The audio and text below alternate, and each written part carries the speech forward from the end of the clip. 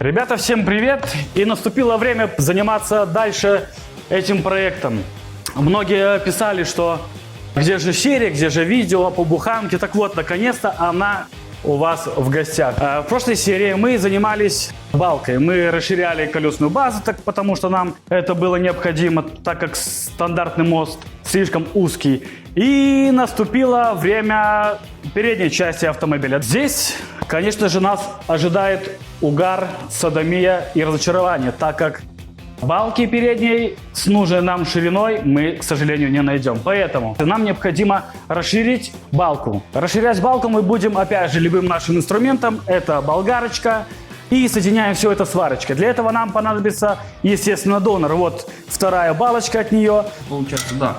У нас получается, если вот этот центр балки, мы одну балку здесь сделаем на опуск до этого крепления радиатора, вторую здесь, и у нас мы все равно выиграем только вот эти 23 сантиметра. Нам надо 46, это дважды.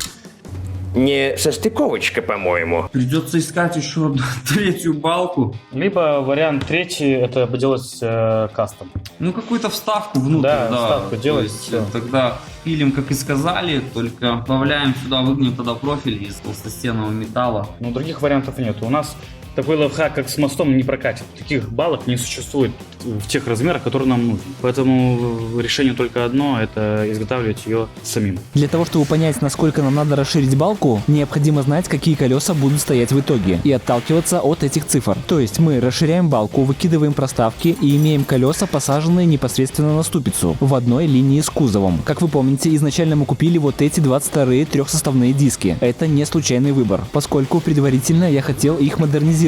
Стандартные диски на машине из будущего – это несоответствие, на мой взгляд. Да и к тому уже стало понятно, что эту машину нам не разрешат гонять по дорогам общего пользования. И, наверное, оно к лучшему, поскольку мы можем позволить себе воплотить самые безумные идеи в этом проекте. Например, такие как управление джойстиком и колеса с эффектом бесконечности. А почему нет? Собственно, этим мы и занялись. Мы же на ютубе. Первым делом разбираем диск. Этим занялся Андрей с позывным «Дрон Пластилин».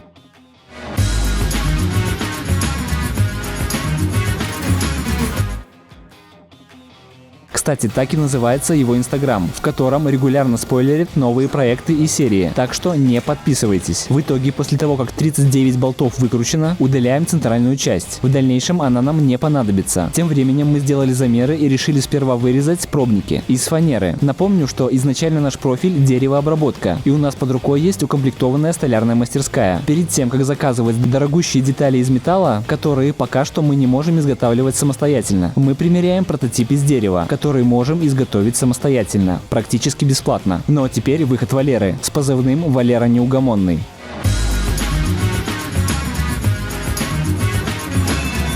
Тут все понятно наглядно. Фанерный диск, 39 болтов и полчаса работы.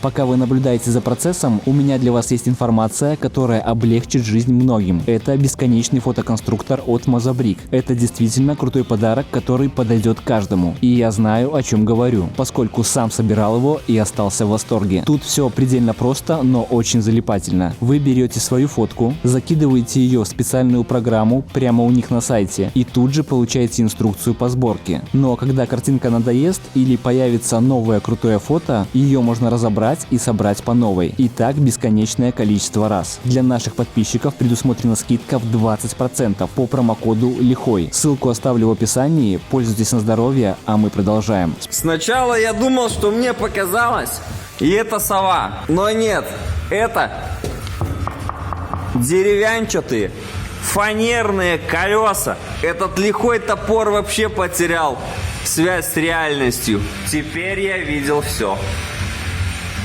Итак, что же нам дала эта деревянная проставка? Мы поняли, как будет выглядеть диск и на какое расстояние надо расширить балку. Но самое главное, мы убедились, что файл составлен правильно, и можно смело заказывать дорогущие блины, но уже из металла. Накинули колеса без проставок. И сейчас все прекрасно видно, сколько нам не хватает для того, чтобы колесо стояло ровно в арке. Сейчас Андрей замерит там размер которые нам не достают. Нам нужно нашу балку 23 плюс 23 это 46. 46 сантиметров нужно добавить нам к этой балке. Должно все получиться, и не вижу преград, так что поехали. Как вы поняли, Валера не видит преград. Именно поэтому Андрюхе придется хорошенько потрудиться. Вращайте барабан, как говорится, как говорил Якубович. Ну крутите барабан.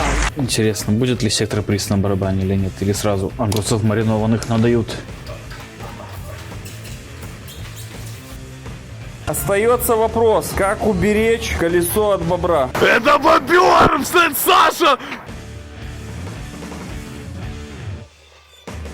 Пока мы ждем заветные металлические заготовки, можно подготовить диски. Вернее, то, что от них осталось. А конкретно обод, состоящий из двух частей. Как вы видите, старый хром решил покинуть чат. И годен только для того, чтобы запечь в нем картошку. Такое часто случается со временем. Когда металл окисляется и хром отслаивается от диска. Но в нашем случае это даже плюс. Во-первых, такие диски стоят значительно дешевле. А во-вторых, вышлифовать хром – это хлопотное дельце. Значительно проще снять его как фольгу.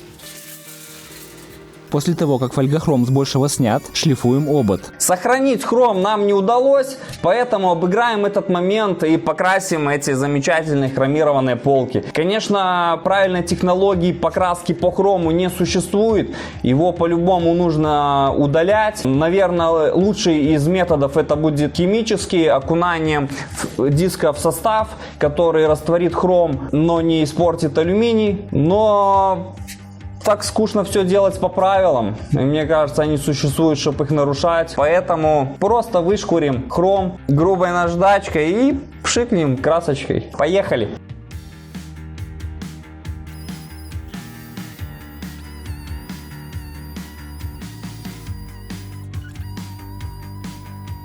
Как вы могли заметить, Андрей частенько работает без респиратора, а пары растворителя делают свое дело. Вообще в работе автопокрасчика очень важно иметь чувствительные руки. Нужно уметь прочувствовать все границы, перепады, переходики, понимать формы. Наверное, поэтому я так пользуюсь популярностью у женщин. Оу май. Полчасика на свежем воздухе и можно продолжать покраску. Обезжириваем, обдуваем и проклеиваем скотчем.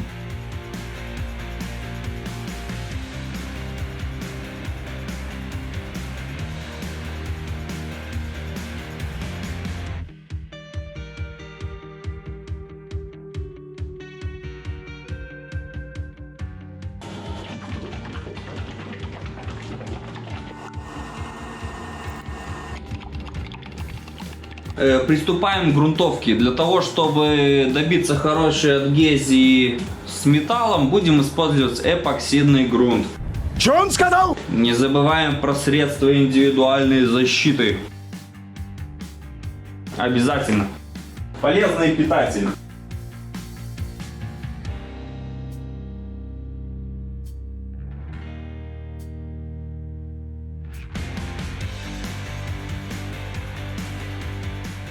У нас, кстати, была мысль сделать эти вставки-блины прозрачными, из поликарбоната. Я вышел в интернет с таким вопросом. Но, погуглив этот вопрос, стало понятно, что такие диски уже делали не один раз. И West Coast Customs, и Garage 54. Поэтому мы решили пойти немного дальше. И пока мы шли немного дальше, нам вырезали металлические части. Ввиду ограничения станка пришлось сделать по 2 блина толщиной 8 мм каждый. В итоге получим кругляш толщиной 16 мм. Но предварительно их надо покрасить, а значит сперва подготовить. Как вы видите, один из блинов с вырезами, а второй цельный. Это сделано для облегчения конструкции. После того, как все отшлифовано, обезжириваем заготовки.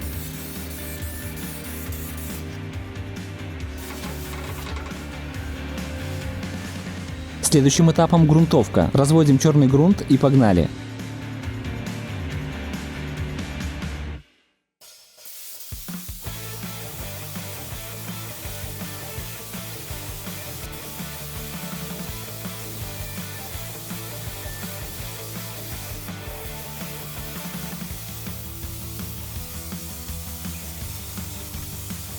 Для того, чтобы окрашенные детали быстрее сохли и работа не стояла, мы используем такой вот самодельный ящик для сушки. Там всегда тепло, сухо и приятно.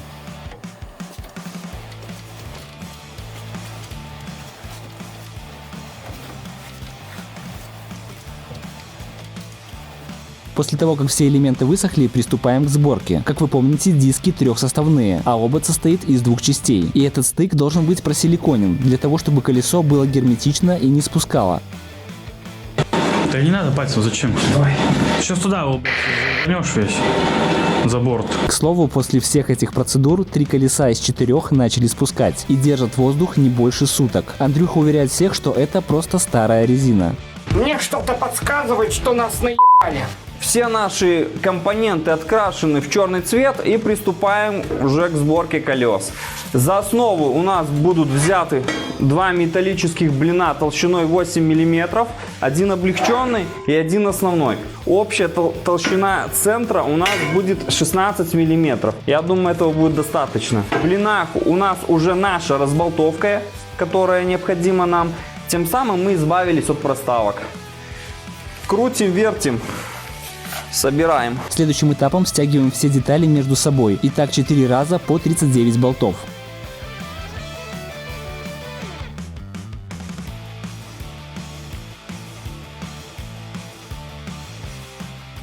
Итак, диски готовы. Осталось подготовить место, на которое их можно установить. Тут все просто и займет всего 10-15 Валера часов. Добрый вечер, я диспетчер. Что у нас тут слышно? Как вы поняли, Валера работает в том же помещении, что и Андрей. Соответственно, пары растворителя доходят и до него.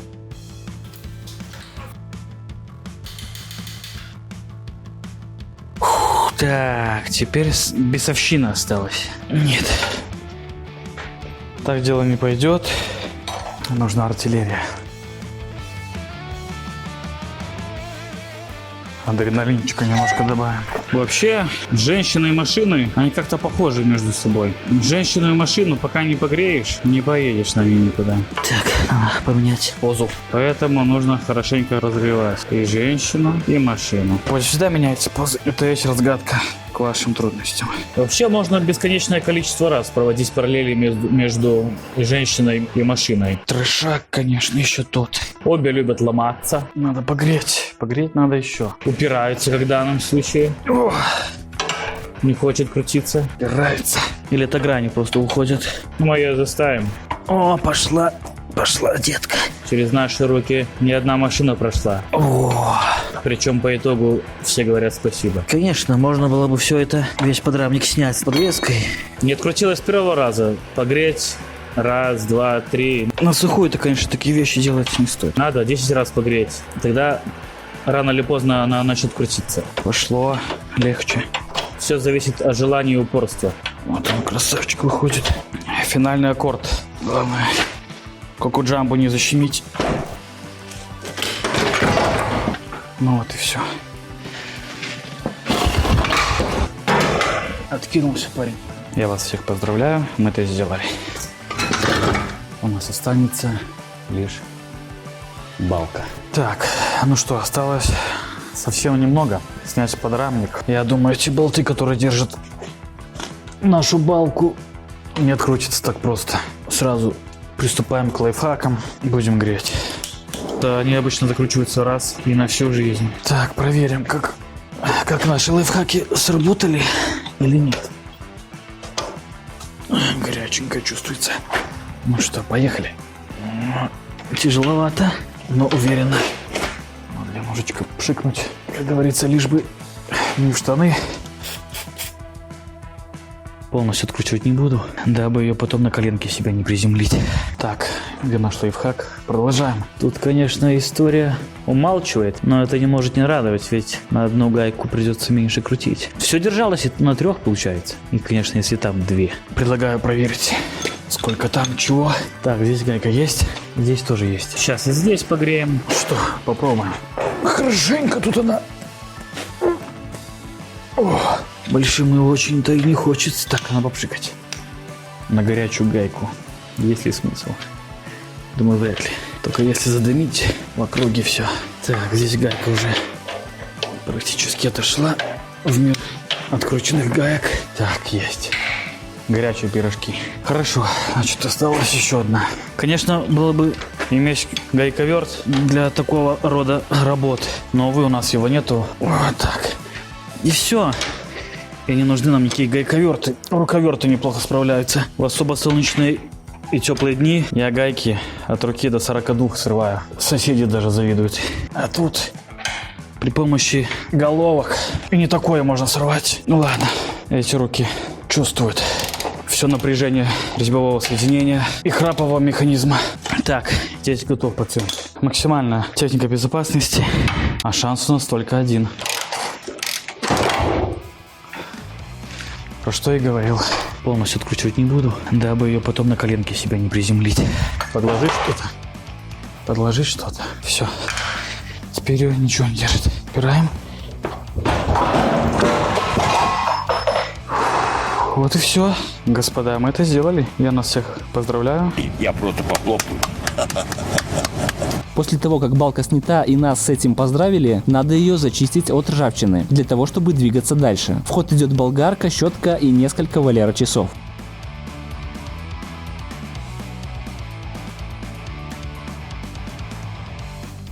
Вот что мы имеем на сегодняшний день.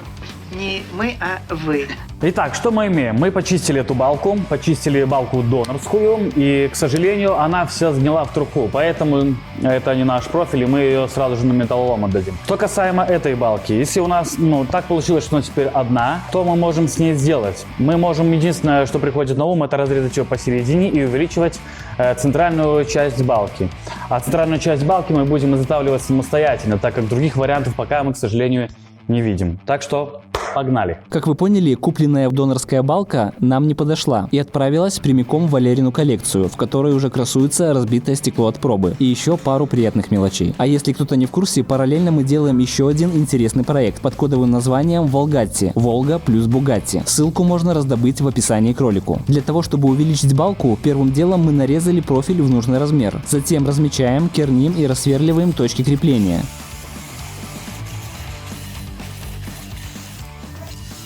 После чего замеряем отверстие, берем ступенчатое сверло побольше и рассверливаем побольше.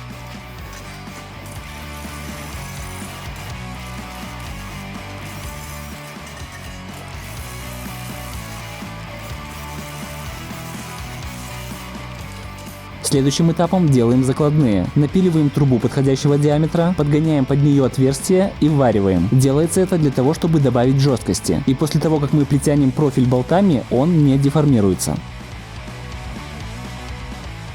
С торцов закрываем профиль квадратными заглушками, для того, чтобы там не образовывался песчаный карьер. Хотя, учитывая, что машина особо не будет ездить по дорогам, это не обязательно, но в этом и есть весь Валера. Мы иногда даже боимся ему говорить, что и так сойдет, и не стоит заморачиваться. И как вы видите, он заморачивается. А теперь самое интересное. Нам надо распилить балку, да так, чтобы потом получилось ее расширить и собрать, сохранив правильную геометрию. Для этого, собственно, и были сделаны эти два хитрых профиля. Следующим этапом готовим площадки для крепления. Размечаем, отрезаем лишнее, в итоге профиль будет крепиться к этим отверстиям. А для того, чтобы выставить его ровно с двух сторон и сохранить геометрию, делаем ровную площадку. Когда площадки готовы, размечаем балку ровно по центру, а затем распиливаем.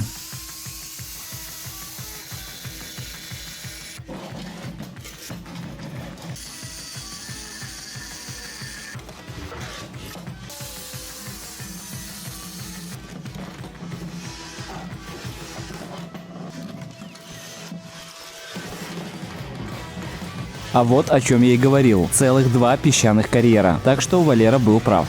И я нахожу этому все больше подтверждений.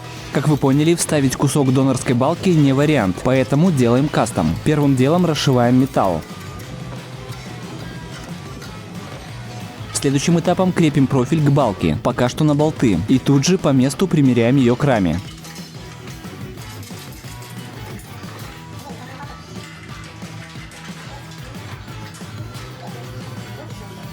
Итак, на этом этапе получилась у нас вот такая вот незамысловатая конструкция. Мы уже с Андреем прикидывали ее на раму, где она будет стоять. Вроде бы как все сходится, но у нас нет плоскости на этом отрезке. Как с этим бороться? Мы откручиваем сейчас, предпускаем болты с двух сторон, приподнимаем эту левую часть для того, чтобы она до плоскости дошла. Фиксируем это все сварочкой. Поверху привариваем тоже профиль, для того, чтобы эта плоскость у нас сохранилась. И потом все это листом аккуратно обварим достающую нам середину. В итоге так и было сделано. На все про все ушло 2 Валера часа. И мы имеем более-менее жесткую конструкцию, которую надо обшить металлом.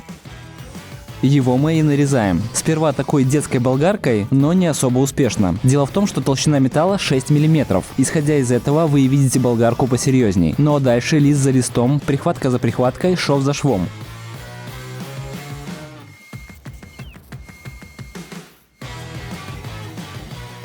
Нижняя часть будет зашита одним цельным листом, поэтому убираем временный профиль и ввариваем постоянный лист.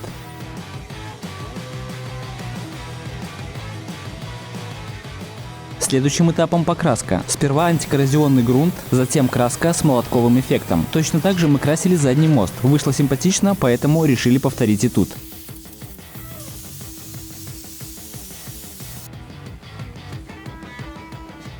На следующий день краска высохла, и можно заниматься установкой. В итоге мы имеем кучу запчастей и 2 озадаченных человека. Но в течение одного Андрея дня и несколько Валера часов все потихоньку становится на свое место. И в итоге балка и подвеска на своих местах. А это значит, что можно ставить колесо. Предварительно зинкуем отверстие, поскольку гайка также имеет конусную прижимную часть.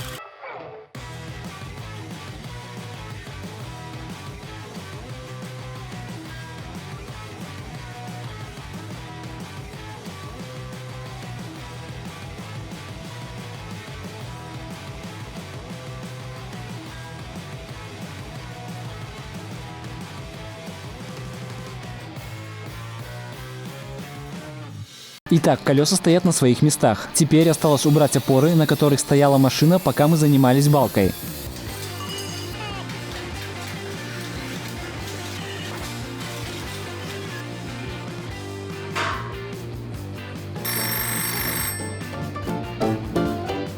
Ребята, каркас буханки очень высокий получается. Не такой, как на фото.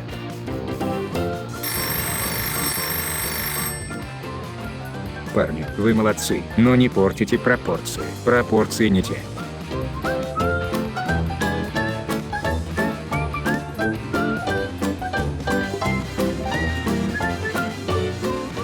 Да, было много звонков по поводу пропорции и внешнего вида. В итоге мы отключили телефон и начали разбираться с этим вопросом. Я связался с Артемом Смирновым. Именно он и рисовал этот проект много лет назад. Но с того времени в его инсте появилось множество других крутых проектов. Ссылку оставлю в описании, заходите, оценивайте. Так вот, мы пришли к тому, что колеса маловаты для этого кузова. И для того, чтобы проект был максимально похож на картинку, надо либо уменьшить кузов в некоторых частях, либо увеличить колеса. Второй вариант пока что мне нравится больше. Но дело в том, что у нас и так стоят 22-е тапки, но как вариант можно поставить на них высокую джиповскую резину, тогда все более-менее сложится. Как вы поняли, специально для того, чтобы оценить пропорции, мы выкатили машину на улицу и сняли ее со всех возможных ракурсов. Да, очевидно, что колеса теряются в арках. Собственно, в связи с этим и объявление. Возможно, у кого-то валяется без дела 22-я высокая резина за приемлемую стоимость. Состояние особо не важно. С конкретными предложениями пишите, пожалуйста, на почту, она в описании ролика.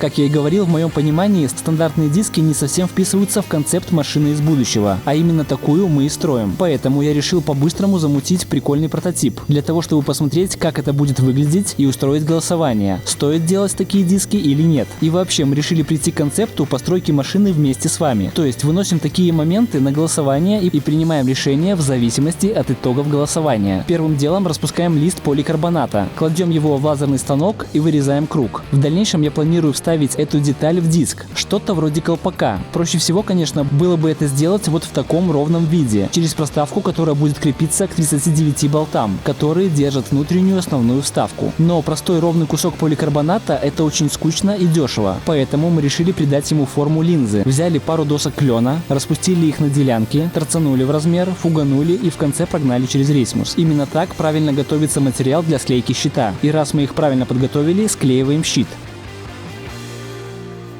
После того, как клей высох, при помощи ЧПУ придаем заготовке форму линзы. Наверное, многие подумали, что я опять делаю колпак из дерева. Спокойно, это не так. Благодаря этой болванке мы постараемся придать такую же форму кругляку из поликарбоната.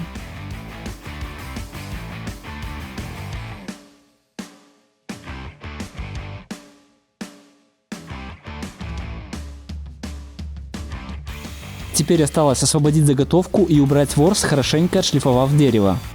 Конечно же, это наш первый опыт, и мне откровенно смешно смотреть на эти кадры. Я наивно полагал, что смогу прогреть эту заготовку феном. В итоге прошло полчаса и ничего не поменялось. Тут мы решили добавить еще один фен.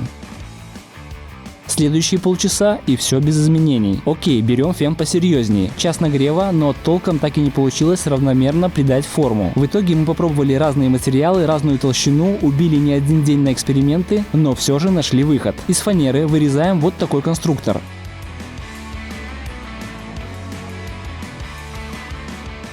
Как это работает? Верхняя рамка прижимает оргстекло к нижней через деревянную линзу. Сперва просто наживляем болты и закидываем этот бутерброд в сушильный шкаф. К тому времени Валера как раз его освободил. Спустя час заготовка хорошенько прогрета, и мы стягиваем конструкцию и оставляем остывать. После того, как заготовка остыла, она приняла нужную форму, и мы снова кладем ее в лазерный станок, для того, чтобы вырезать в нужный размер, поскольку изначально мы сделали хороший запас.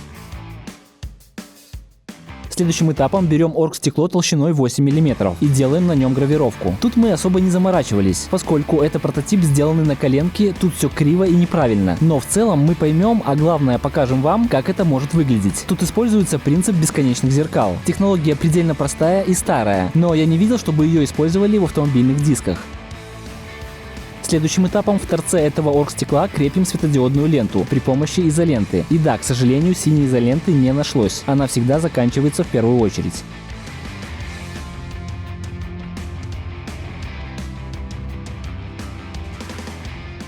Затем в диск кладем условное зеркало. На него оргстекло с гравировкой и подсветкой. А верхнюю накладку в форме линзы проклеиваем зеркальной прозрачной пленкой и закрываем этот бутерброд. В итоге мы имеем вот такую картину. Друзья, всем привет! У нас срочное объявление. Есть большая вероятность, что YouTube перестанет существовать в прежнем виде, то есть функционировать в России. Поэтому для того, чтобы нам с вами не потеряться, мы завели страничку на Яндекс.Дзен. И с большой долей вероятности следующие выпуски по постройке машин, да и все остальные ролики будут выходить там. Ссылку вы видите вот здесь, а также в описании к ролику. И большая просьба поделиться этим видео, для того, чтобы охват нашей аудитории был максимальный. Это действительно очень важно, потому что тут стоит вопрос о дальнейшем существовании канала. Спасибо. Итак, вот в итоге наш очень условный прототип. Как вы поняли, мы сделали его из говна и палок, использовали самые дешевые простые материалы для того, чтобы просто понять и показать вам, как это будет выглядеть примерно. Но, конечно же, качество вот этого светового туннеля очень сильно страдает из-за того, что мы использовали неправильную пленку, которая не принимает эту сферическую форму.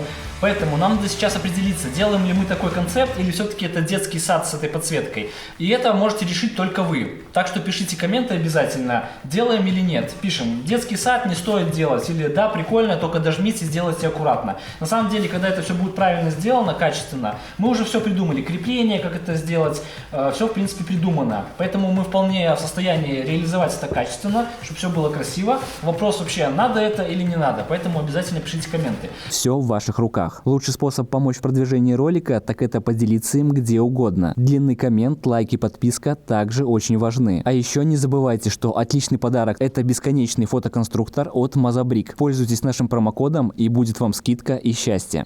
Еще будет много вопросов по поводу того, как же запитать светодиодную ленту, электричество.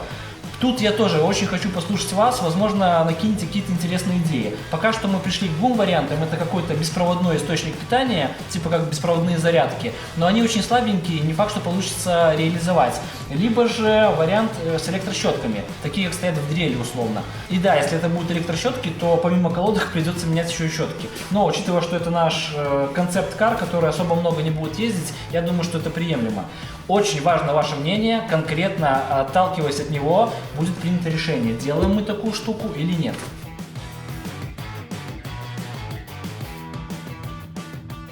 Итак, еще отвечу на наболевшие вопросы. Почему буханка относительно стоит на месте, проект, и не видно каких-то значимых прогрессов и результатов? Все потому, что мы в свое время уперлись в компоненты для электрокара. Я изучал весь интернет, но не нашел толком каких-то готовых решений. Поэтому мы не могли двигаться дальше. Для того, чтобы зашивать, допустим, кузов пластиком, надо здесь закончить все сварочные работы. Иначе мы начнем варить, весь пластик погорит, попортится. В общем, это не вариант. Поэтому мы немножко заморозились. И я начал думать, как же нам решить этот вариант. Ну и, конечно же, пришел к Ютубу.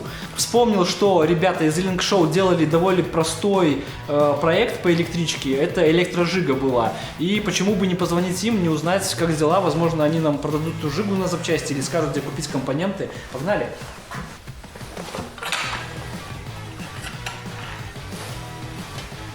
Алло, Вадим? Здорово. Слушай, нужна твоя помощь по электричке. Я помню, вы электрожигу делали. Возможно, как-то нам поможете, потому что у нас ступор. Да, Сань, конечно, не вопрос, только когда мы ее закончили, нам негде было ее хранить, и мы ее немножко разобрали.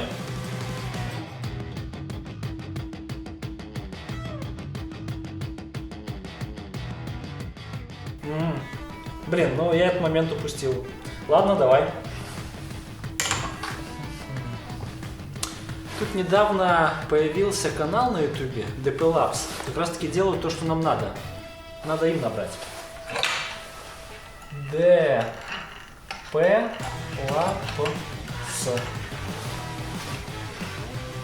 Алло, Дим, привет. Алло. Привет. Здорово. Слушай, нам тут помощь нужна по электричке для буханки. Что говоришь? По буханке-то? Да можем помочь, что-нибудь придумаем. А когда? Ну, надо желательно вчера. Хорошо, все, давай договорились, сделаем. Пока. Круто, спасибо. Все, на связи тогда. Да, давай.